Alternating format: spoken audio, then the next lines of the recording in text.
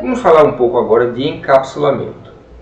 Quando criamos uma classe, nós declaramos que todos aqueles elementos internos, as implementações, os meus atributos, eles ficam protegidos, tá? Eles ficam isolados dentro de uma cápsula e o mundo externo não pode enxergar aquilo.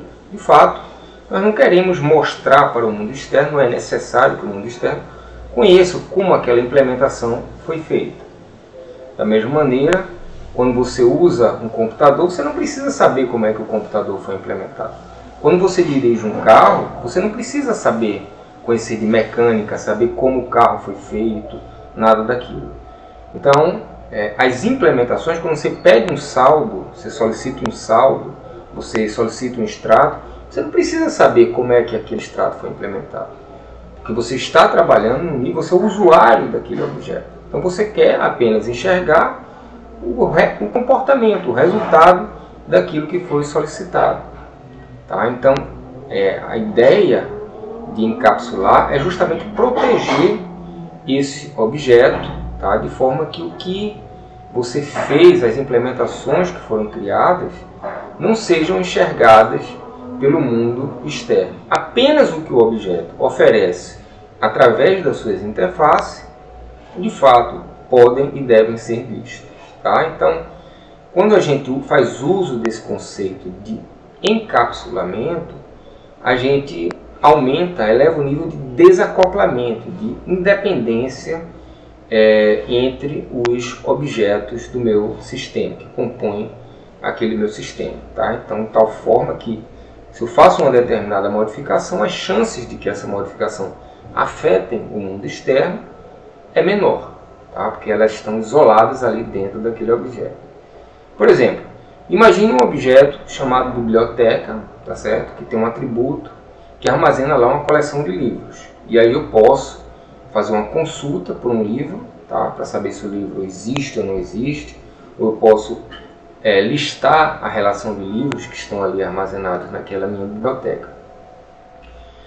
Imagine agora que essa relação de livros esteja armazenada em uma estrutura usando listas, por exemplo. Tá? Por alguma razão você decidiu modificar essa estrutura que usava lista para um dicionário. Obviamente que isso vai causar uma série de mudanças internas, mas que o usuário daquela biblioteca não vai perceber. Quando eu pergunto se existe ou não um livro naquela biblioteca, a resposta vai ser sim ou não, independente da implementação ter sido feita com lista ou dicionário. Se eu peço a relação de livros que tem naquela biblioteca, eu vou ter aquela relação de livros, independente se aquela relação de livros está armazenada, se aqueles livros estão armazenados na estrutura de uma lista ou na estrutura de um dicionário. Tá certo? Ao passo que, se alguém, por alguma razão, fizer uso dessa estrutura, da lista mesmo, tá? Eu vou fazer a minha função própria para saber se existe ou não um livro guardado dentro daquela biblioteca. Aí alguém vai lá e modifica essa estrutura, o implementador da classe modifica essa estrutura, que em vez de lista passa a usar dicionário.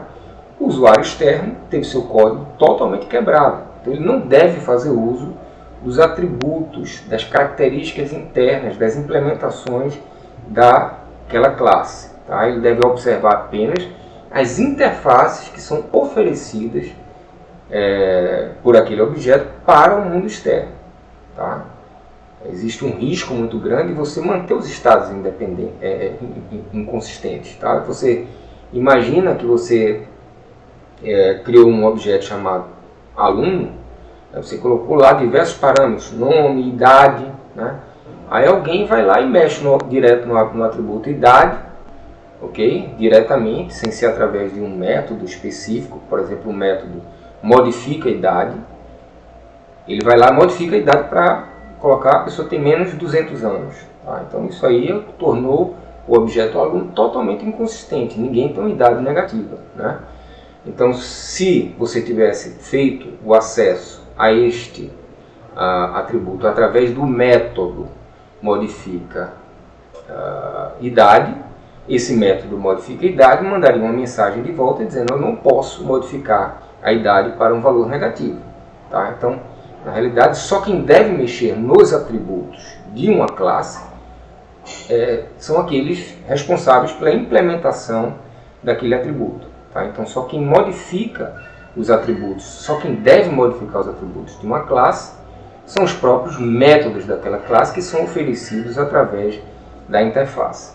Então vamos ver como é que isso é implementado, essa noção de atributo, de proteção, é implementada em Python. Vamos ver aqui se por exemplo, se eu posso acessar diretamente o meu atributo saldo.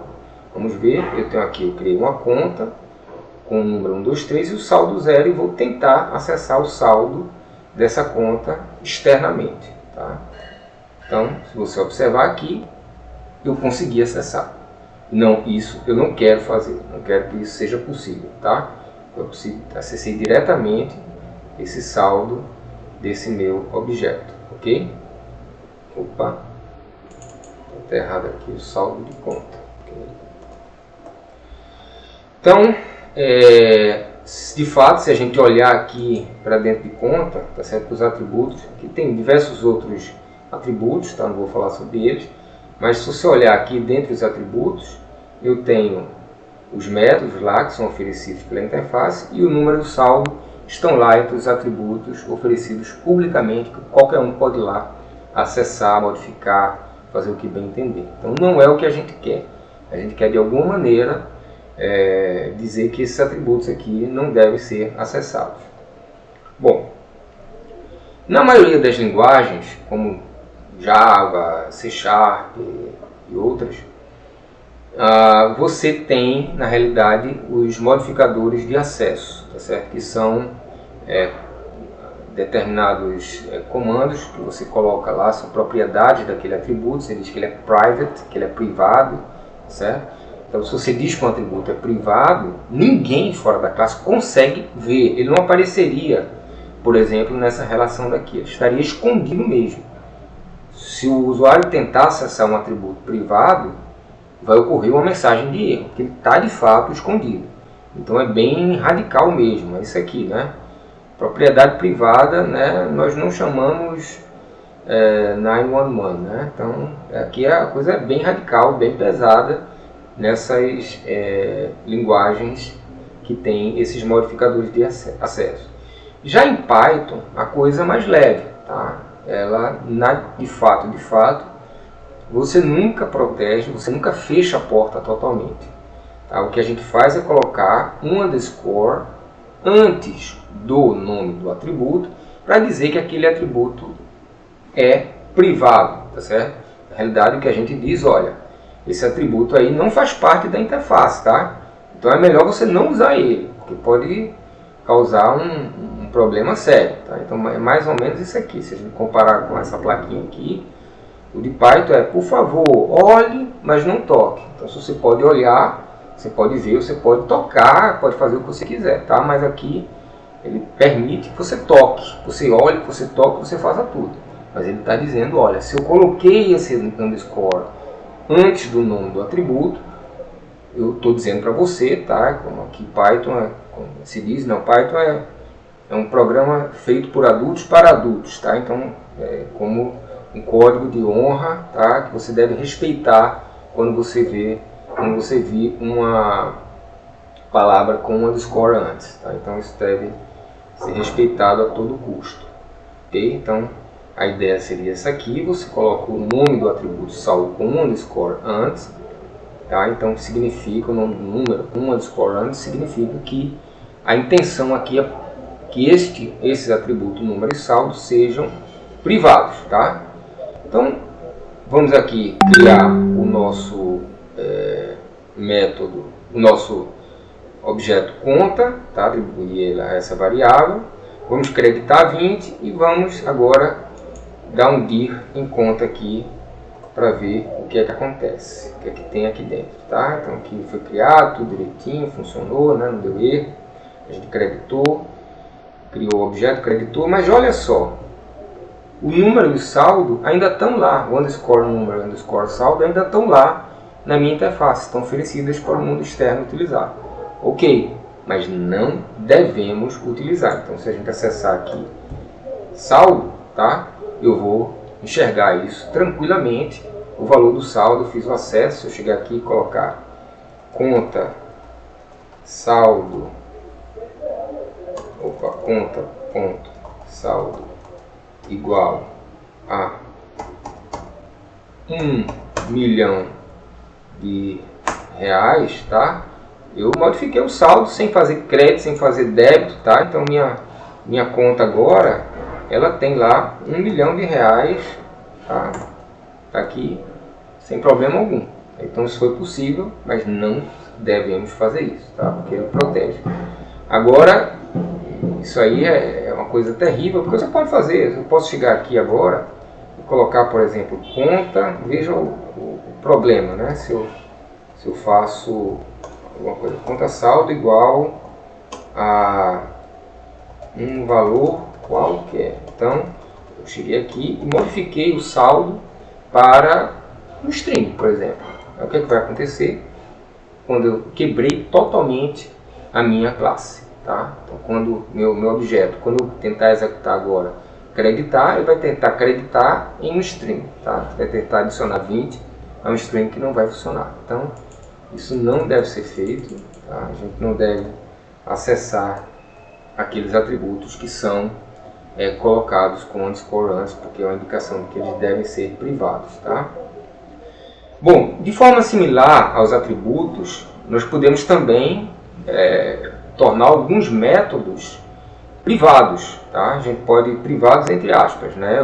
Alguns métodos auxiliares que são criados apenas para ajudar na implementação de algum método específico, tal. Então, aqueles métodos são simplesmente internos, né? Não são de uso externo àquela classe, né? O objeto não vai oferecer esses métodos com underscore antes para ser utilizados através da interface. Ah, mas eu posso usar? Posso acessar? Pode, você pode acessar.